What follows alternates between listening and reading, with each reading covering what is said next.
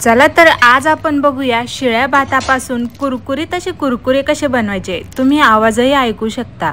जर आजचा व्हिडिओ तुम्हाला आवडला असेल तर व्हिडिओला लाईक शेअर सबस्क्राइब नक्की करा। चला तर रेसिपीला सुरुवात करूया। त्यासाठी माझ्याकडे इतका शिळा भात जो आहे तो उरलेला होता। त्यानंतर तो भात थोडा मी मॅश करून घेतला व मिक्सरच्या भांड्यामध्ये टाकला। त्यामध्ये थोडंसं चवीनुसार मीठ घातलं, तुमच्या आवडीप्रमाणे तिखट घाला व थोडेसे गरम मसाला व किचन किंग मसाला मी यामध्ये घातला।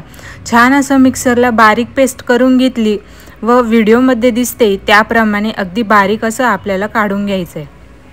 त्यानंतर एका प्लेटमध्ये याला ट्रान्सफर करायचं व त्यामध्ये 1-1.5 चमचाभर इतकं बेसन टाकायचं। छान असं बेसनला जे आहे ते अगदी मिक्स करून घ्यायचं, कुठेही गुठळ्या वगैरे नको, व्हिडिओमध्ये दाखवले त्याप्रमाणे। तोपर्यंत आपण तेल तापवायला ठेवू। कढईमध्ये मी तेल गरम करायला ठेवलं।